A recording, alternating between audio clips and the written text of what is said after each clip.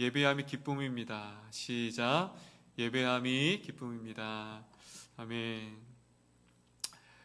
코로나가 참 우리의 일상에 많은 변화들을 가져다 주었습니다. 그런데 그 코로나가 일상뿐만이 아니라 우리의 신앙생활, 또 믿음 생활에도 큰 변화를 가져다 주었습니다.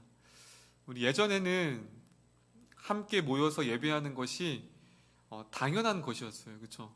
그리고 마음껏 찬양하고 또 같이 또 식사 교제를 하고 또 같이 수련회를 하고 같이 1박을 하고 그 모든 것들이 일상이었고 당연한 것이었는데 그 누구도 지금과 같이 내가 교회에서 예배하고 싶어도 예배를 드리고 싶어도 예배하지 못하는 날이 올 거라는 것을 아무도 상상하지 못했고 또 생각하지도 못했습니다.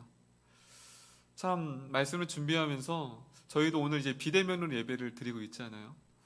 참 과거가 되게 그리운 것 같아요. 마음껏 찬양하고 예배하고 또 수련회 가고 또 식사 교제하면서 덕담을 나누고 또 함께 또 손을 잡고 또 중보기도 하고 참 그랬던 시간들이 이제는 과거가 되었습니다.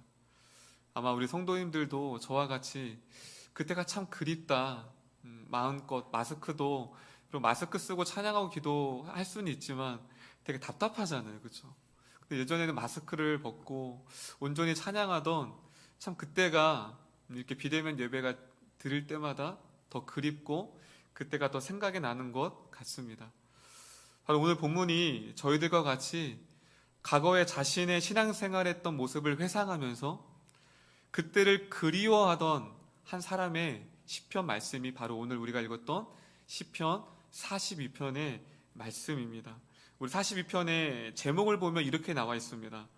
고라 자손의 마스길 인도자를 따라 부른 노래. 고라라는 인물은 고라의 자손, 고라의 후손들이죠. 고라라는 인물은 민수기 16장에 나옵니다. 민수기 16장에 아론과 모세를 대적했던 인물이 고라입니다. 그리고 고라와 그를 따르는 일당들이 있었는데요. 출애굽 이후에 모세와 아론에게 대적하였던 그들을 땅의 갈라짐을 통해 그들을 삼키게 됩니다. 그런데 그 고라의 아들들이 있거든요. 고라의 아들들은 반역하지 않았어요. 그래서 하나님의 은혜로 고라와 그 일당들은 다 함몰되었는데 심판받았는데 고라의 아들들만큼은 하나님의 은혜를 입었습니다. 그런데 그 고라의 아들들의 후손들이 나중에 훗날 제사 드릴 때에 레위인으로서 성전을 봉헌하는 사람, 어떻게 보면 오늘날로 말하면 성가대 대장, 그렇게 하나님을 섬기는 은혜를 이 고라의 자손들이 섬겼던 자들입니다. 그 자손들이 쓴 시편이 바로 오늘 42편의 말씀입니다. 시편에는 장르가 있는데요. 감사시, 애통시, 탄식시가 있는데 오늘 42편의 장르는 탄식시에 해당합니다. 탄식시. 이것은 영적인 침체 가운데 자신의 삶을 한탄하는 시가 탄식시인데요. 바로 오늘 42편이 그러한 탄식에 해당합니다.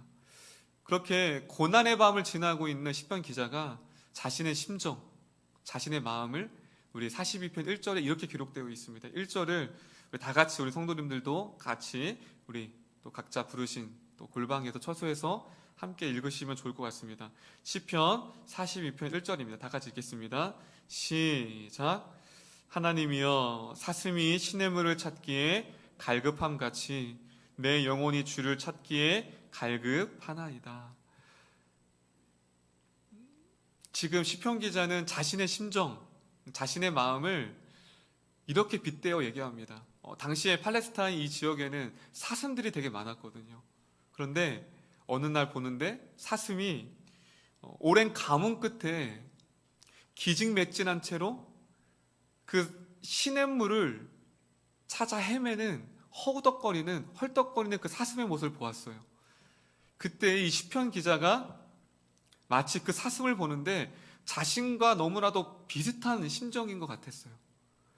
그래 사슴아, 네가 오랜 가뭄 끝에 그 시냇물을, 여기서 갈급하다라는 단어는 원어는 뜻은 열망하다, 또 하나는 헐떡거리다라는 뜻이 있습니다. 헐떡거리다. 이 말씀이 두 군데에서 딱 기록되어져 있는데요. 요엘서에서 헐떡거리다라는 단어로 쓰여졌습니다.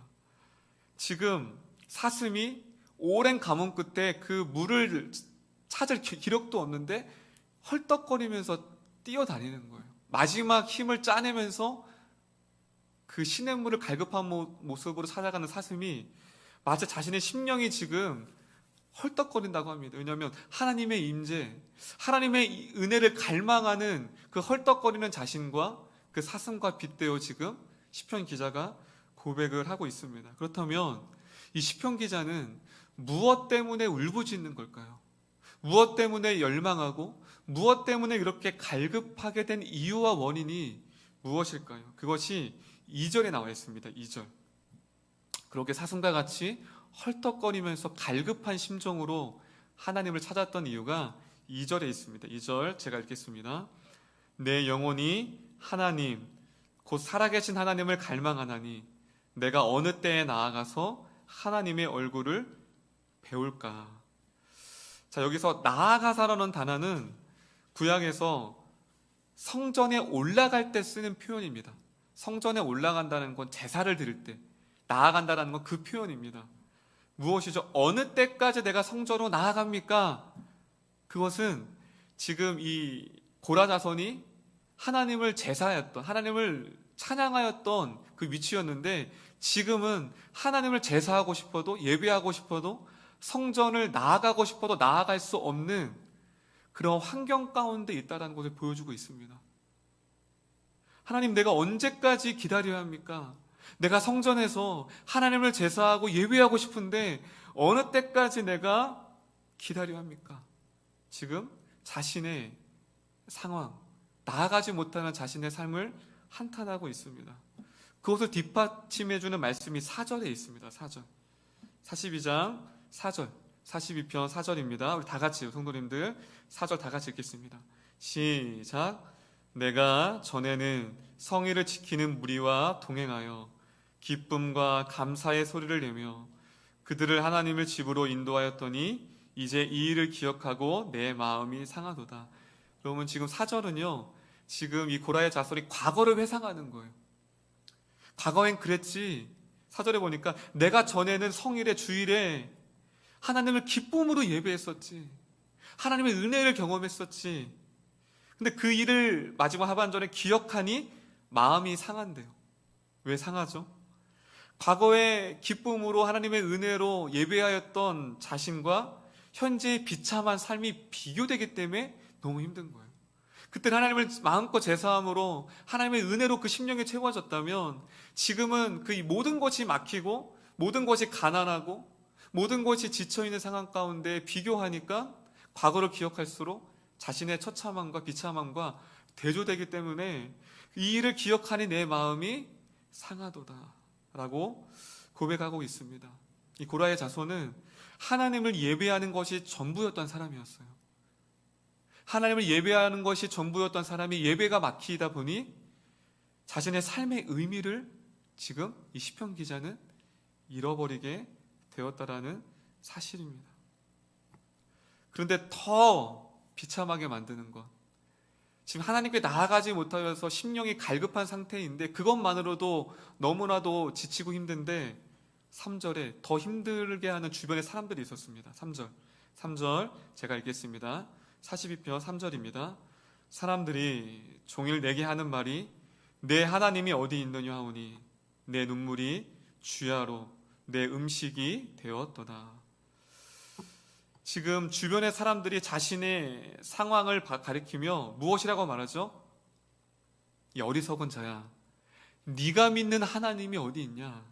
네가 그렇게 제사하고 예배하였던 하나님이 살아계시다면 너를 이렇게 비참하게 내버려둘 수 있니? 너의 삶을 봐봐. 너는 행복하지 않잖아. 지금 주변 사람들이 뭐라고 하고 있죠? 비방하고 있어요. 한마디로 이겁니다. 너의 처지를 봐라. 그렇게 네가 믿고 의지했던 결과가 이렇게 너처럼 비참한 결과니? 하나님이 살아계시다면 왜 너를 돕지 않고 너를 이렇게 방치하고 있니? 너가 섬긴 하나님이 살아계시다면 왜 너에게 이렇게 힘든 일을 하나님이 두고만 보고 있니? 네가 믿는 하나님은 도대체 어디 있는 거니라고 지금 이 시편 기자를 뭐하고 있죠? 조롱하고 있어요. 때로 이렇게 하나님이 답이라고 생각했지만 하나님이 살아계시지 않는 것처럼 느껴지는 삶을 살아갈 때가 있습니다. 지금 이 시편 기자는 하나님이 살아계시지 않는 것 같은 현실 속에 지금 살아가고 있다라는 것입니다. 그때 이는 낙심할 수 있고 포기할 수 있는데 5절에 이렇게 선포합니다. 이렇게 5절입니다. 5절 제가 읽겠습니다. 내 영혼아 네가 어찌하여 낙심하며 어찌하여 내 속에서 불안해하는고. 자, 지금 45절의 상반절은 무엇이죠? 낙심했다라는 거예요. 여기서 낙심이라는 단어는 샤라는 단어인데요, 몸을 구부리다라는 뜻이 있어요. 몸을 구부리다. 이것은 상을 당했을 때 우리가 어떻게 하죠? 상주들에게 몸을 구부리잖아요. 그때 사용했던 단어예요. 지금 이 시편 기자가 어디까지 왔냐면요, 낙심했어요. 마치 상을 당하여서 우울에 빠져서 구부렸던 것처럼 자신이 몸을 구부리고 있어요. 낙심하다는 뜻은요. 그리고 불안하다, 이 뜻은 원어는 하마라는 단어인데요, 파도처럼 노하다, 넘칠거리다. 지금 자신의 마음이 마치 풍랑처럼 왔다 갔다 하는 거예요. 시편 기자가 솔직히 자신의 영혼을 고백합니다. 하나님, 내가 낙심했습니다. 내가 우울했습니다. 내가 불안해했습니다. 성난 파도처럼 내 마음이 요동치고 내 마음이 낙심했습니다.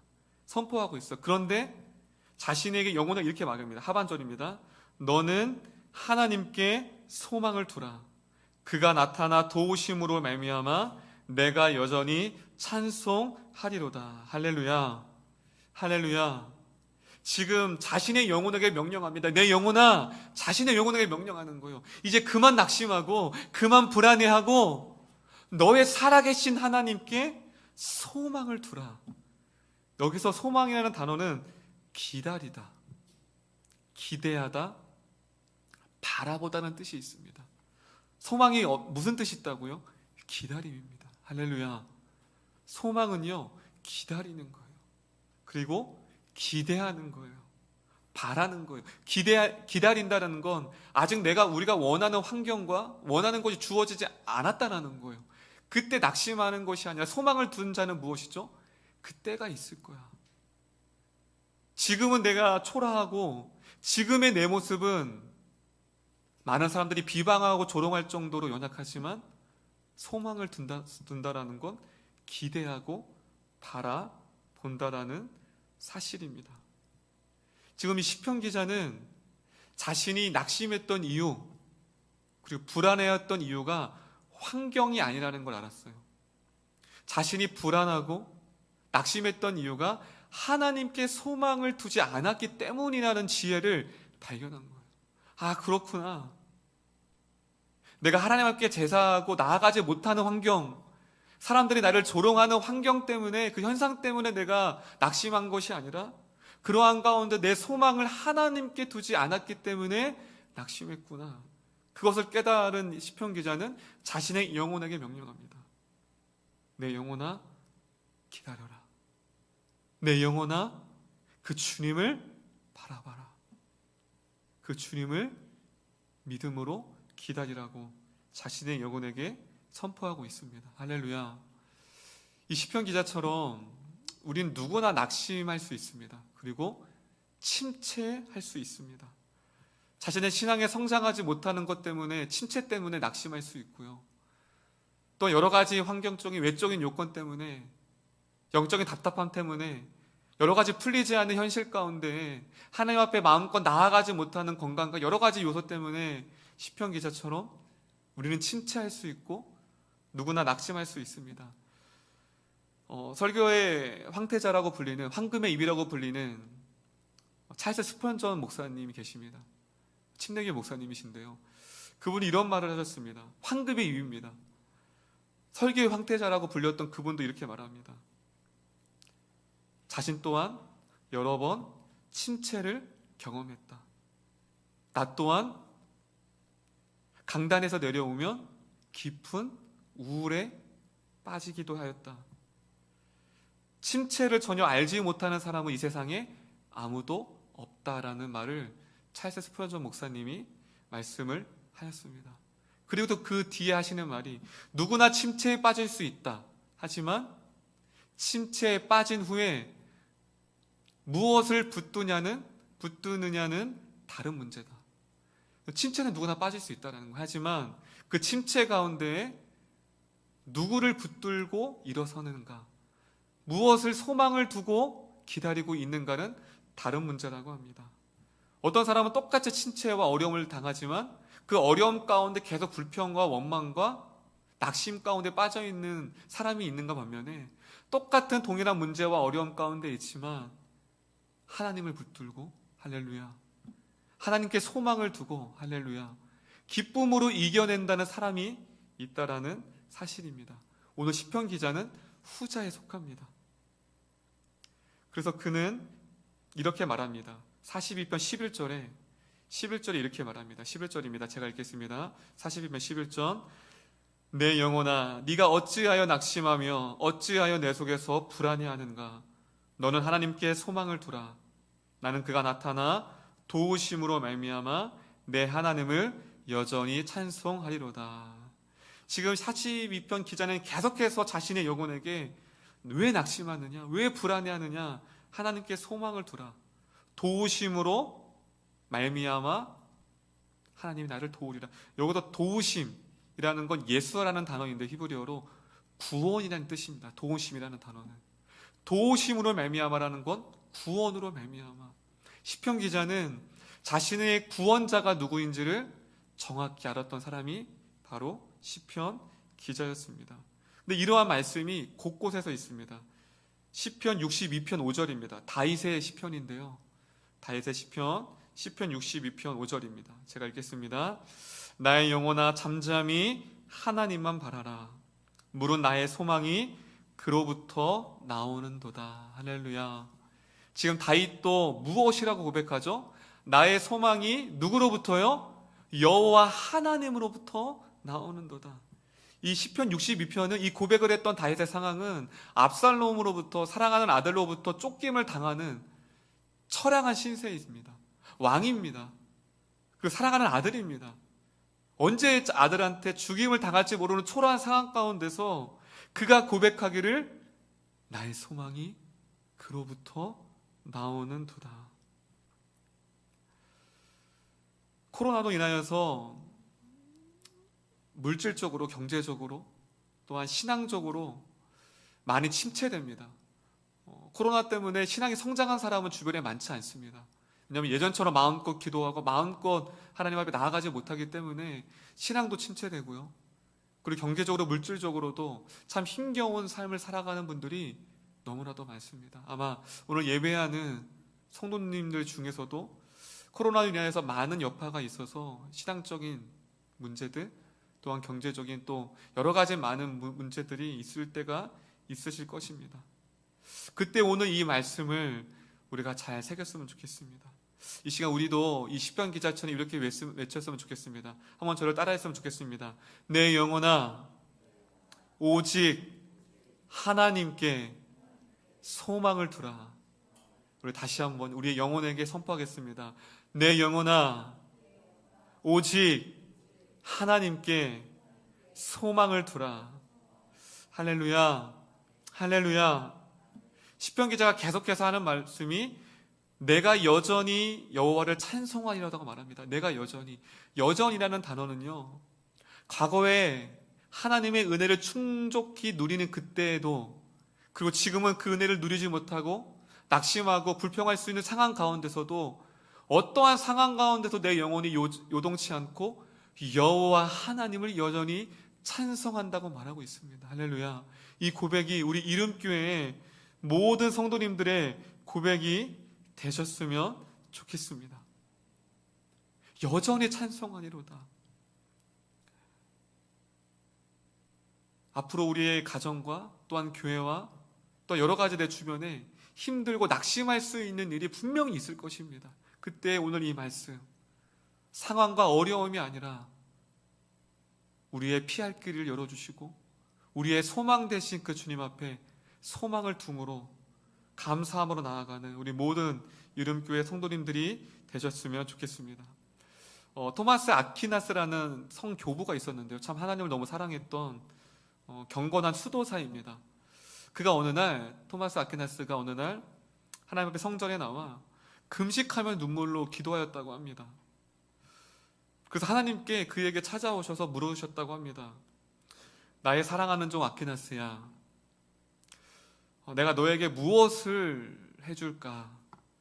네가 무슨 소원을 이렇게 아뢰길래 금식하며 울며 매달리고 있니?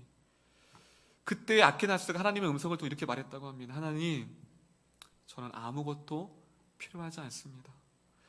하나님은 그 아퀴나스의 대답을 듣고 이렇게 말했다고 합니다. 그런데 넌 아무것도 필요가 없는데 왜 그렇게 울부짖고 있니? 그 다음 대답이 이런 대답을 했다고 합니다. 하나님, 저는 하나님을 너무나도 사랑하고 싶습니다. 하나님만을 너무 사랑하고 싶고 하나님만이 나의 전부인데 하나님만을 바라보지 못하는 자신의 이 연약한 모습을 볼 때마다 너무 힘이 듭니다. 하나님, 아무것도 필요하지 않고 아무것도 주시지 않아도 좋은데 이것만 주셨으면 좋겠습니다. 하나님이 전부이기를 원하고 하나님만을 갈급하기를 원하고 하나님만을 사랑하기 원합니다.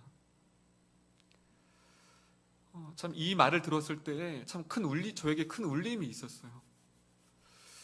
참 아퀴나스는 하나님을 너무나도 사랑했던 사람이었구나. 우리의 고백이 이러한 고백이 되었으면 좋겠습니다. 할렐루야. 하나님께 소망을 두는 자. 때로는 물질을 거둬가실 때가 있고요. 때로는 건강을 거두어갈 때도 있더라고요. 때로는 은혜 또한 거둬가실 때도 있더라고요. 근데 그 모든 것을 빼앗겨도 낙심하지 않고 불안해하지 않고 나아갈 수 있는 것은 하나님이 우리의 소망이 되시기 때문입니다. 할렐루야. 그것이 하나님을 소망을 둔 자의 모습이라고 오늘 시편 기자가 말하고 있습니다.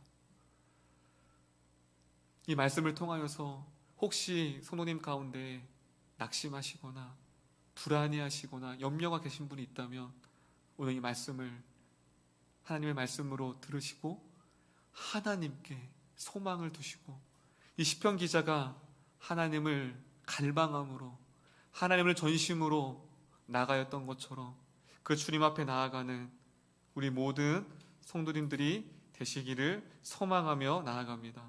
우리 마지막으로 우리 1절을 우리 한번 읽어보시면 좋겠습니다. 마지막 1절입니다. 시작.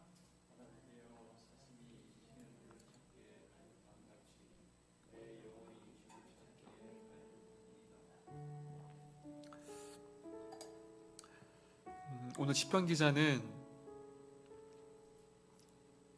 하나님을 예배할 수 없는 상황 가운데 있었습니다. 예배하지 못하기 때문에 그 심령이 너무나도 갈급했습니다. 그리고 주변의 사람들은 자신의 삶을 조롱하고 비방했습니다. 그런데 시편 기자 솔직히 말합니다. 낙심했다고 말합니다. 허무했다고 말합니다. 불안해했다고 말합니다. 그런데 그는 깨달았습니다. 내가 하나님께 소망을 두지 않았기 때문에 내 마음이 요동하였구나. 그래서 그는 결심했습니다. 하나님만을 갈급하겠습니다. 하나님만을 찾겠습니다. 하나님만이 나의 방패시고 하나님만이 나의 모든 것 되십니다라고 그는 하나님을 온전히 부르짖고 찾았습니다. 오늘 시편 기자처럼 하나님, 오늘 내 영혼에게 명령합니다. 내 영혼이 잠잠히 나의 소망이 되시고 나의 구원자 되신 그 하나님을 바라봅니다. 이렇게 오늘 하나님 앞에 예배할 수 없는 상황 가운데 있지만 우리의 소망 되신 하나님을 우리가 믿음으로 바라볼 수 있는 우리 이름교회 모든 성도님들이 되시기를 소망합니다.